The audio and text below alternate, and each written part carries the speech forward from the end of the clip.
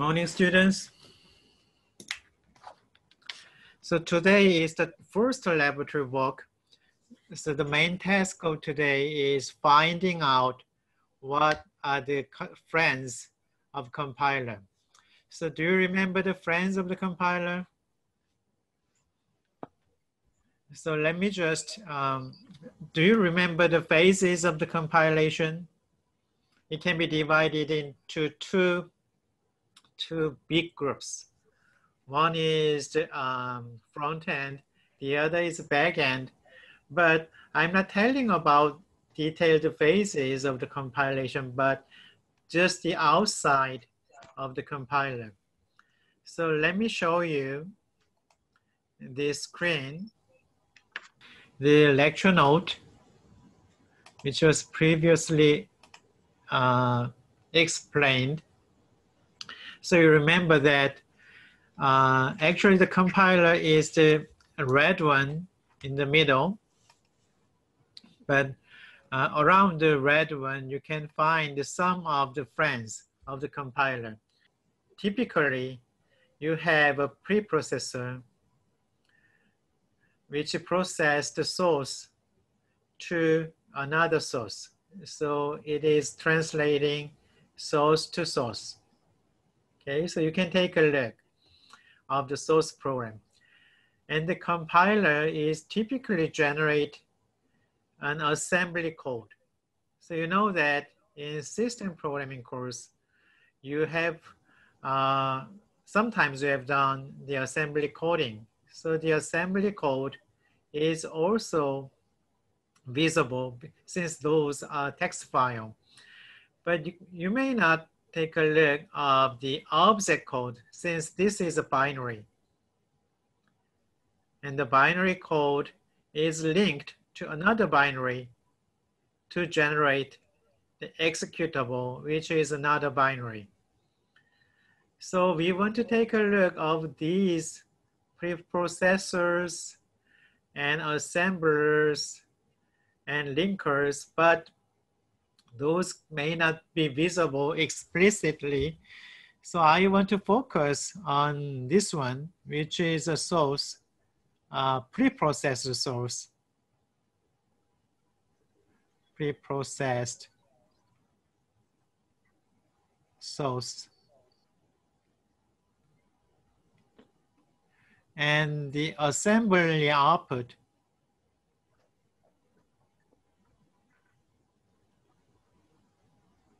which is generated by your compiler.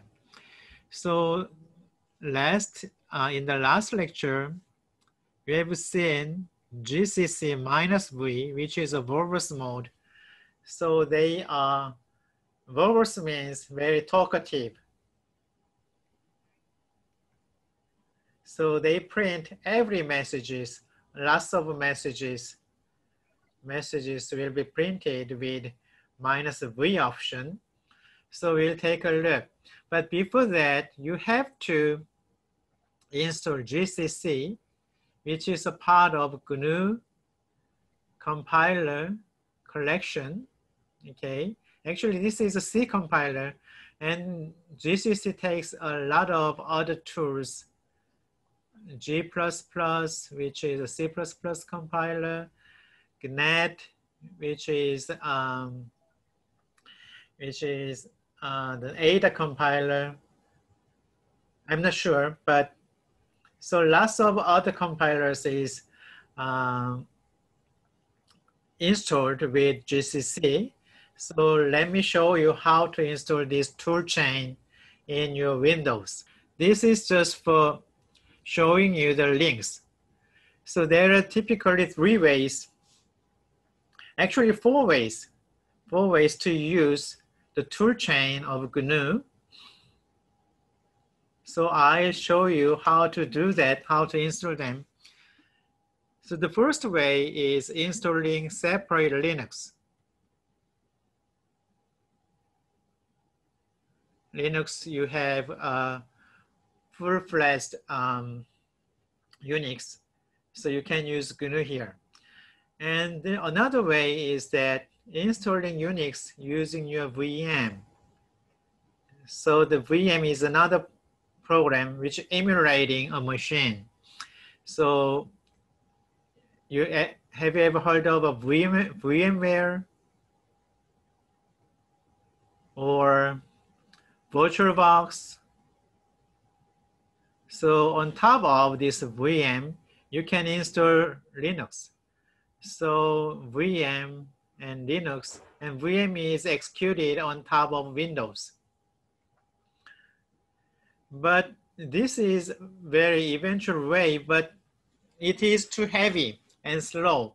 So another approach is that they are porting the toolchains. They are porting the toolchains on top of Windows. So on top of Windows, they are porting the toolchains. So there are several ways to do that. One is SideWin. This one. SideWin is porting the toolchains with lots of DLLs supporting those toolchains. And the other part, the other end, there's a MinGW. It is just for porting GCC with a small shell. But this shell is invocable from the command prompt. Okay, so this is another way, which is very lightweight. So it is much like installing just a compiler. And in the middle of them, middle of SideWin and MinGW, there is another approach, MSys. MSys is not porting all the toolchains, but this has a package manager.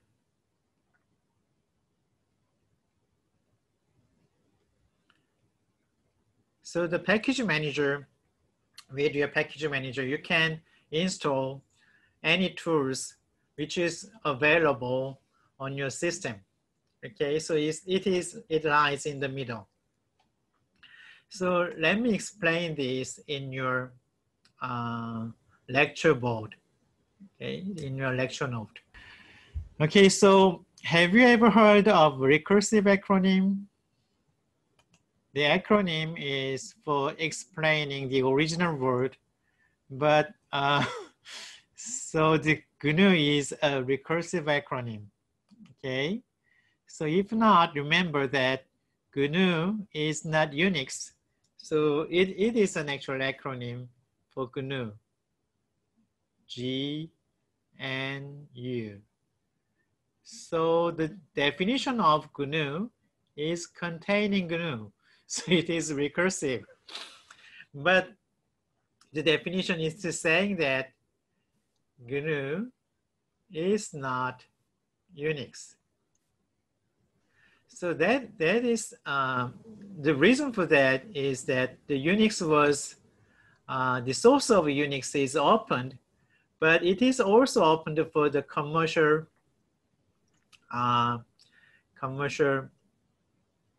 factories.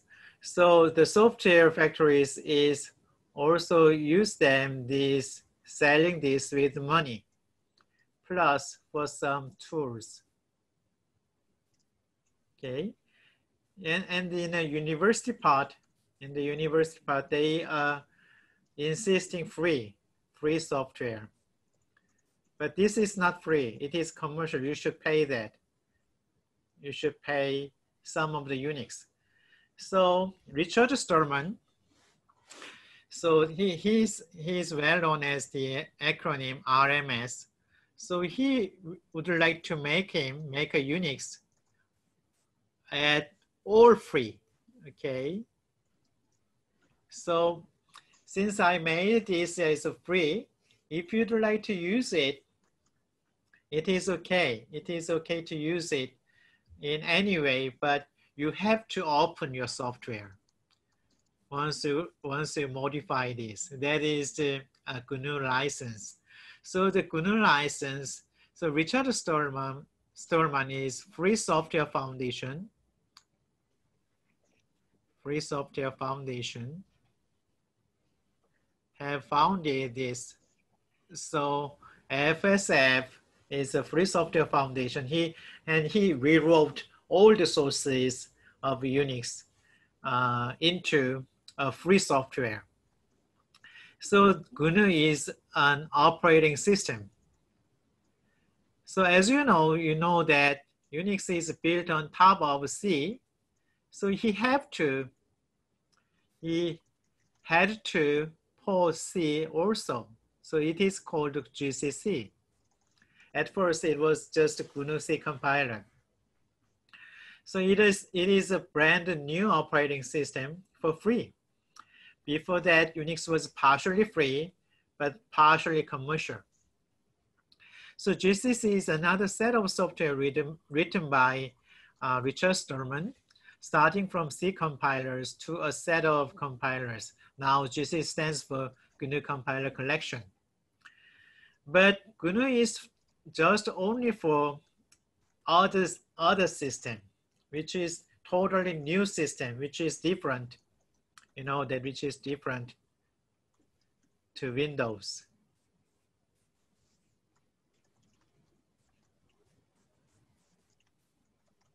So even though it is insisting that GNU is not Unix, but GNU is very similar to Unix.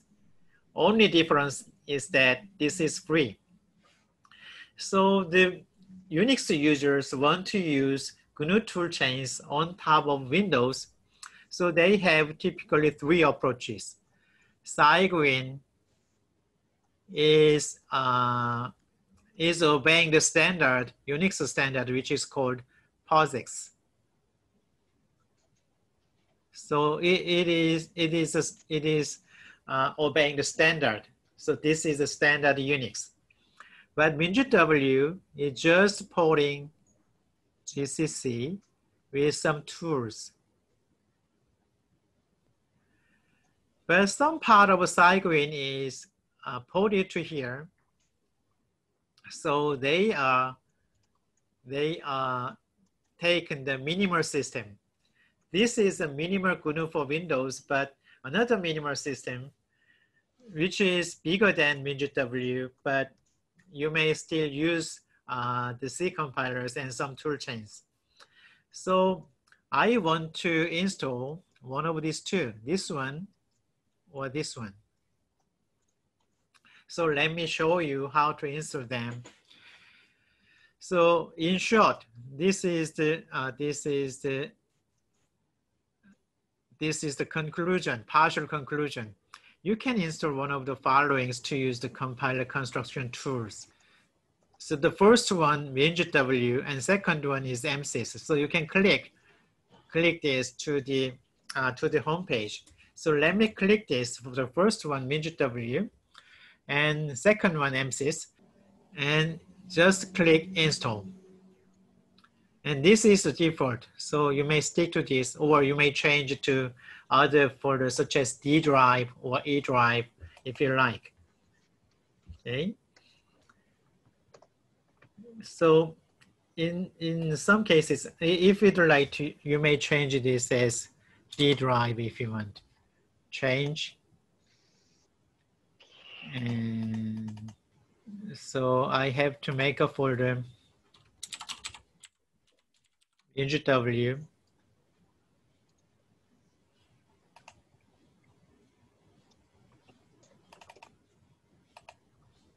Okay, so you may change it and continue.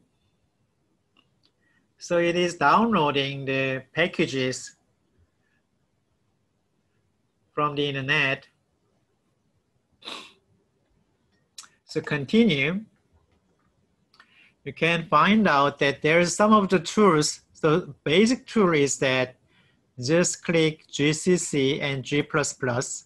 Okay, mark as installation. MinGW development toolkit. Okay. And MinGW base. Mark for installation. Okay. This is a 32-bit compilation system. So just click these 4 things and you can proceed apply changes. Then this tool is downloaded and installed. So while it is being downloaded, let me prepare to change the environment variable. Okay, so in the environment variable, make a command prompt or just Windows R. So you can type any commands. So system the CPL, comma 3. So it will invoke the advanced setting. So in the environment variable here, just click. So make a new MinGW.home, and the variable is dMinGW. Okay, conform it. And in the path variable, you have to edit this. Make new, which is MinGW underscore home and bin. Okay, and then make another one, MinGW home MSys. So let me just check it from here. Okay, so change directory MinGW for sure. There's a folder MSys, and there's 1.0. Okay, and there's bin. Okay, there's bin. So this is the path you need. So let me just reshare this again. So edit this MinGW.home and MSys 1.0 the bin. Okay, and you can move this upward. Move this upward. Okay, conform it. Conform it. So you have to restart your command prompt. So let me just check it. MinGW underscore home is set. Okay, so it seems correct. Okay, it seems correct. So let me just reshare this.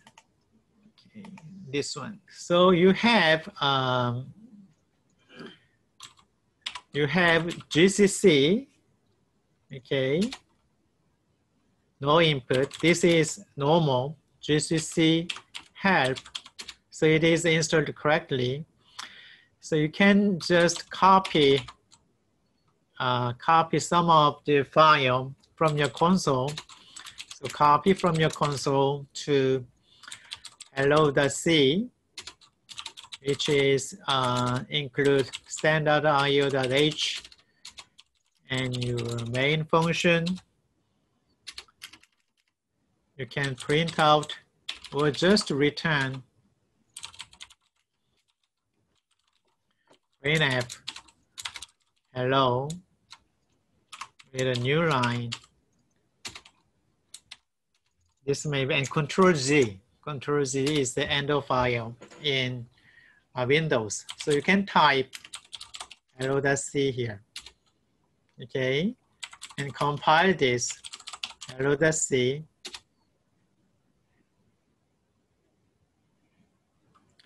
And you can check that a.exe is created. So a.exe, executing a.exe here.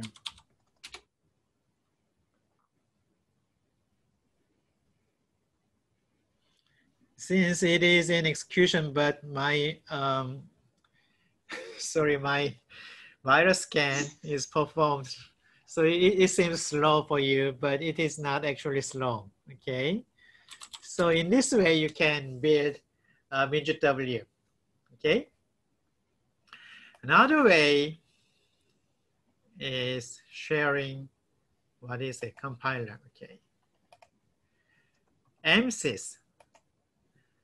But I already installed this. So MSys is my favorite So in that case, you can take a look of this kind of, okay, let me show you. MSys, okay? So you can execute this. This is your MSys. So from the MSys, you can use Pacman. So Pacman may be updated. Okay, so there's nothing to upgrade. Okay, so in my case, Pacman is just install GCC. So if you want to install it, Pacman -s and GCC. Okay, it will install this. Okay.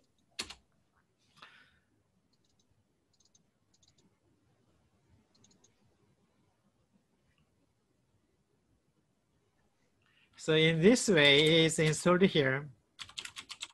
So in my code, I have a 2020 compiler. And there are phases, okay? So what was twice? Okay, let me show you twice. Add twice the C, okay? And my favorite editor is VI, which is Vim. VI twice the C. Okay, so you can find that this is the same way to the to your handout. Okay, you know that in your handout you have this kind of code. Okay, so it is installed here. Okay, so it is installed, and you can take a look the same file. Okay. So in this way, you can just compile this GCC twice the C. Then it is compiled, so you can check it by ls-l here. So can you see there's a.exe is just created. Okay, so it is just created here. Can you check the time? It is just created. And let me try the second one, which is GCC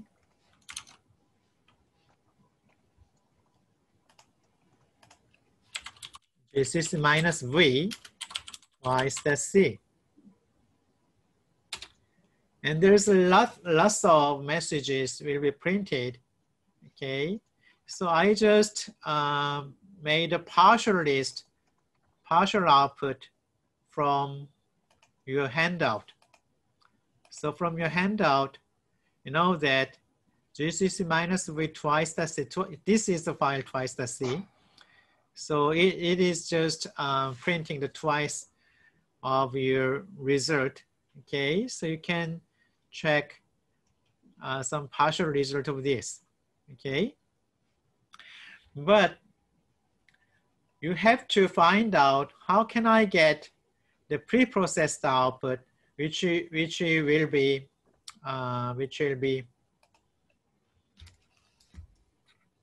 sorry, it will be twice that I. And in the case of assembly code, twice that S. And this is just an object file, okay? So this is optional, okay?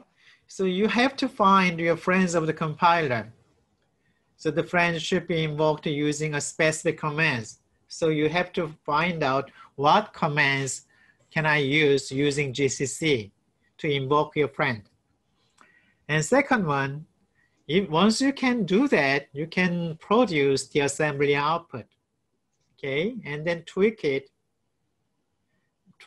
to change the behavior, okay? And conclusion is that So you just describe what you have learned with this laboratory, okay? And in the reference section, you can reference GNU online documents. And there are lots of manuals, but you have to find out which version are you using. You can just check this.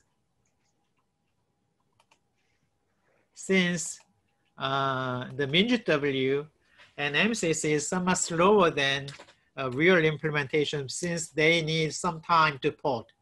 So you know that the current version is 9.3.0. Okay, so you have to refer the document in this section. In this section, okay? Not this one, not this one, not this one, okay? So it is also available as an HTML format. So just searching for the option, then you can produce the output, okay? So once you find out your output, it is similar to, let me just check it, twice.i. So you know that there's some directives, line directives include disappeared, okay? All the include and definitions that disappeared. And at the end of this file, it is lots of files, okay? So you don't have to copy all of these, but you just find out what command is needed to produce this output. So once this is generated, okay, let me just check that a.exe is properly executed. So 5 is 10. So you can just check twice.s, which is an assembly output. Okay, so you can check that there's an assembly output here. So you may execute this gcc twice.s. So it will produce another output. So let me just check it. 7, it is also executed.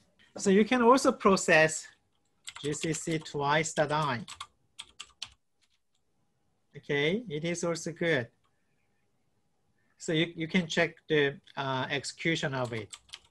Okay. So do you have any questions? What to do? So let me just reshare you your handout here.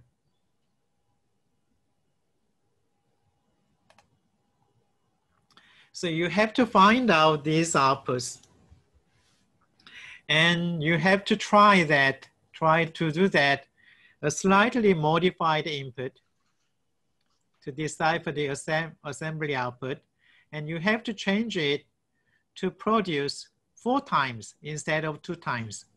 So your output should be T1 for 4, okay, instead of 2. If you modify your assembly code. And instead of 10, this should be 20. Okay, 4 times. So how about 3 times? For the another modification, you can change this as 3 times. Then this output should be 3. And this output should be 15. So you should try this. So based on this experiment with references, assignment 2 should be made, and you should submit them on time. Another example. So let me reshare this a little bit. You know that I have 7.c, this one, or just increment the c. Okay, how about type inc.c. Okay, so it is very similar to that code. So you can compile this inc.c, and the execution result is that you have to enter 5, then it is converted into 6. Okay, and you know that inc.s, so type inc.s is the assembly output. So you know that this is the main function. Okay, so you may suspect that this may be add 1 to a register whose name is EAX. So you may change this inc.s. Instead of add 1, we just change this at 2. So let's just check it. gcc inc.s. Okay, and the execution result a.exe is waiting for your input. Okay, so when you type 5 and 2 is implemented.